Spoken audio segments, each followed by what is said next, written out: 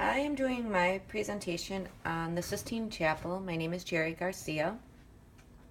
First, I'm going to tell you a little bit about Michelangelo's life before I get into the Sistine Chapel.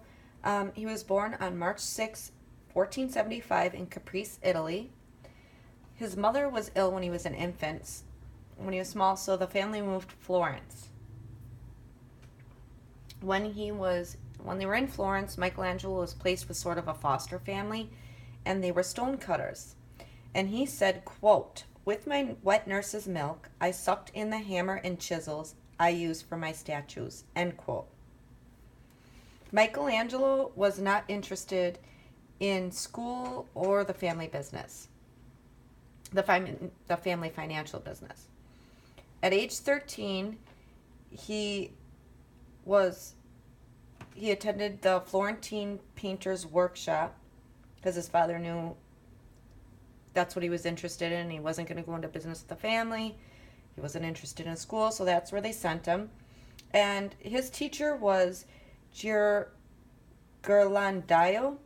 and this is where he learned the technique of fresco.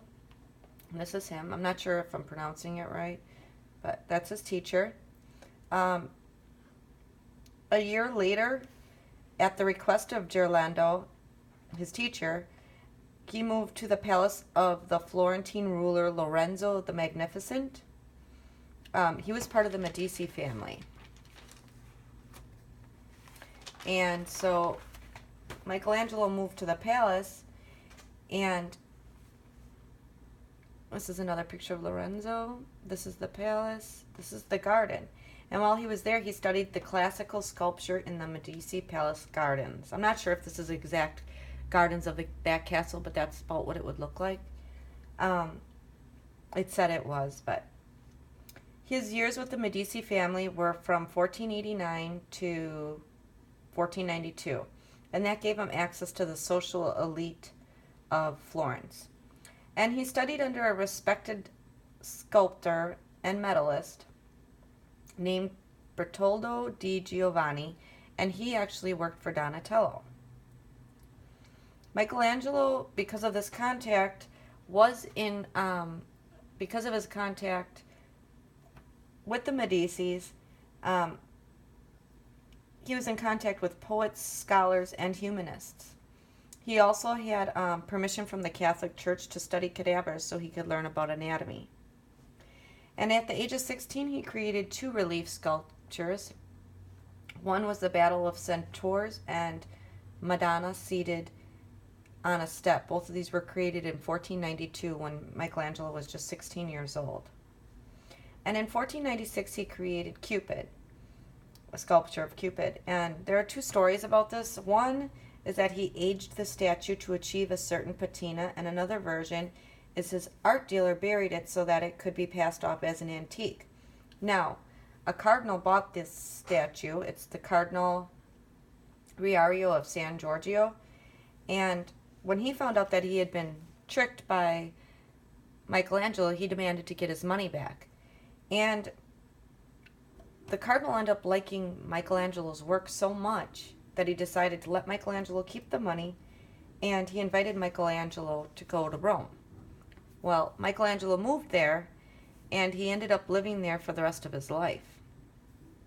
And I cannot do a report about Michelangelo without mentioning the Pieta in 1499 when he was 24 years old, and the statue of David, obviously, 17-foot statue of David.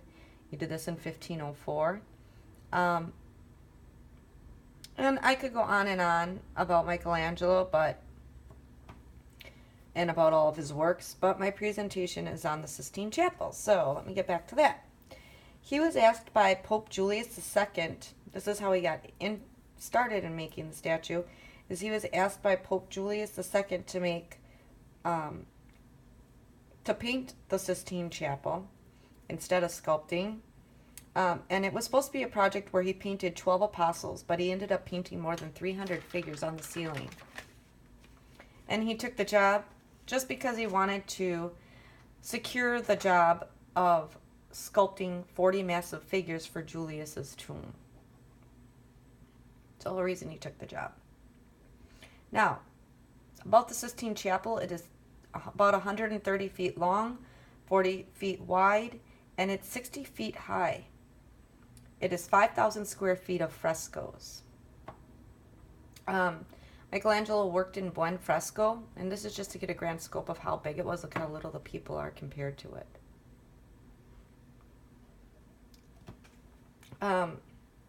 He worked in buen fresco. He did not like painting and only painted when he was a student at Ghirlandaio's school in his workshop. So he only did that for about a year, learned about painting. Well, the statue ended up taking 4 years to paint because there was a lot of setbacks. Not the statue, the Sistine Chapel. For one, he had to perfect the technique, and the other setbacks are that there was mold. He had the painting started to mold, so he had to scrape it all off and start all over again. And damp weather that would not allow the plaster to cure. That was another problem. Another reason that there was downtime on the project is because of Pope Julius. One was when Pope Julius was off waging war, or when Pope Julius was ill.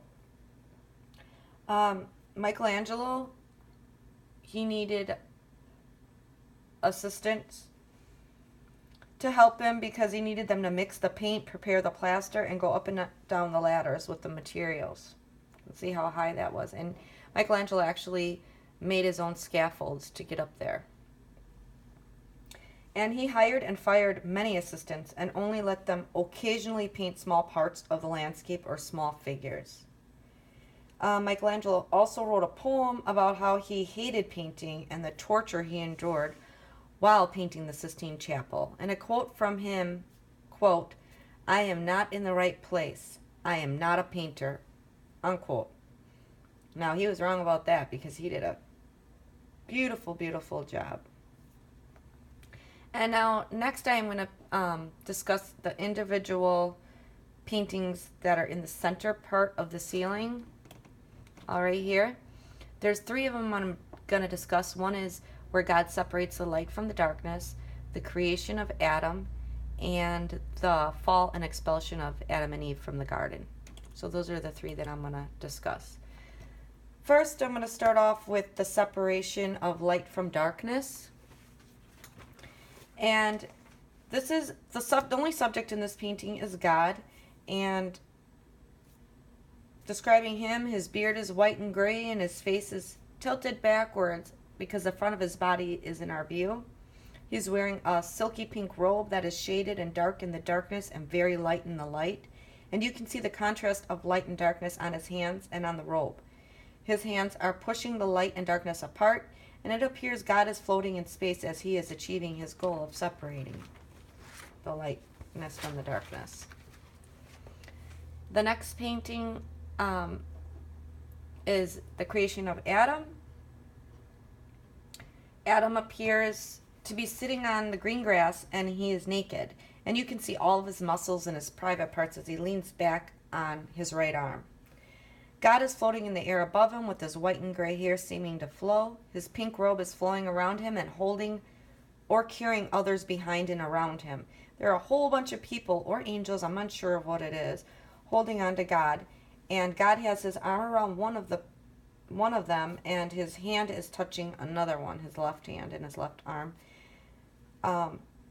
There is a green silky scarf of some sort hanging out from behind God and kind of flowing in the wind almost. These are all the people. And the reason I'm sure if they're people or angels is because Adam's supposed to be the first person God created, so I'm guessing those are angels. God and Adam are about to touch their pointer fingers together. It is like almost, see, they're separated by a real teeny bit. And it's almost like when God does touch them, he will give Adam life or give Adam his soul. I'm not sure. The sky is very white behind them with little blue peeking out, a little bit of the blue sky peeking out above Adam. And there is actually a dark blue poking out above the landscape.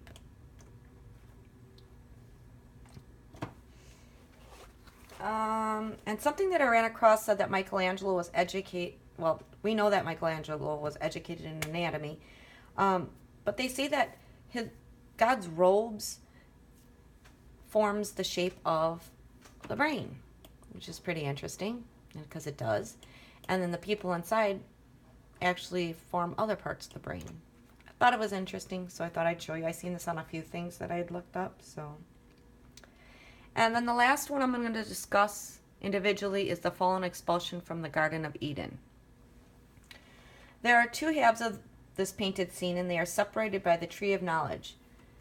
Right here. On one half, Eve is laying down on grass, and her bottom is sitting on a rock, and her upper body is resting on boulders. Her long hair is pulled back in a ponytail, and it's resting on the nape of her neck. She is taking something from Lucifer's extended hand. Do you see that? And Lucifer is wrapped around a tree trunk. His upper body is in human form, and he has a reddish tint to his long hair that is draped off on the right to his right shoulder. And it's we cannot see it. One arm is holding onto a tree branch, while the other arm is extended to Eve as he hands her something, possibly the fruit. His lower body is in the form of a snake or a serpent. It is sort of striped in orange and yellow, and it goes from dark orange to light orange in some areas.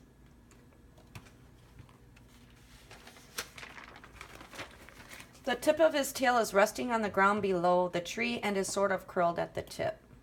Right here. Adam is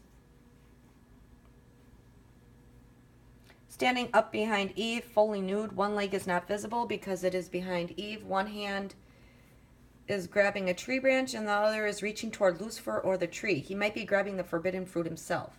His hair is short and blonde. You can only see part of his side profile because he is looking at the tree or at Lucifer. On the other side of the tree, an angel is kicking Adam and Eve out of the garden. He is floating in the air next to the tree. He has orange flowing hair and a pink robe on.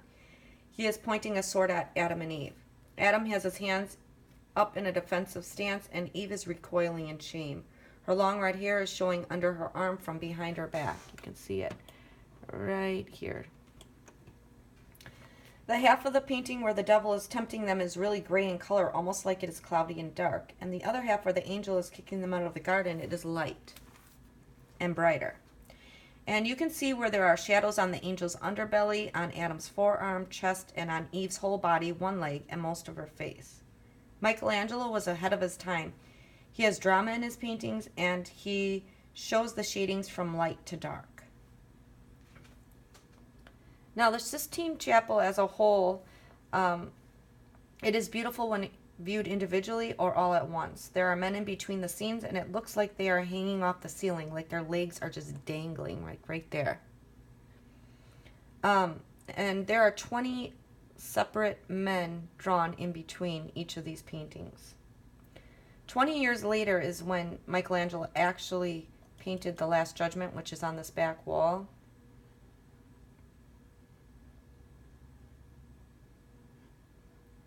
And he was 60 years old when he did that. And then this is just a side wall, one of the side walls. Look at how huge that is. And that's obviously the ceiling. And then just one, Michelangelo was obviously very talented.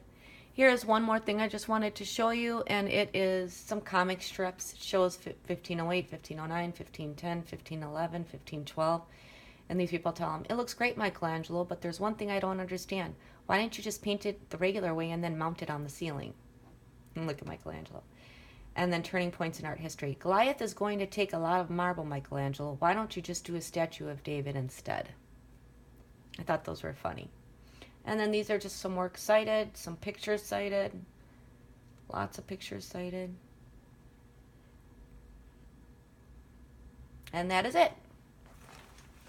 Thank you.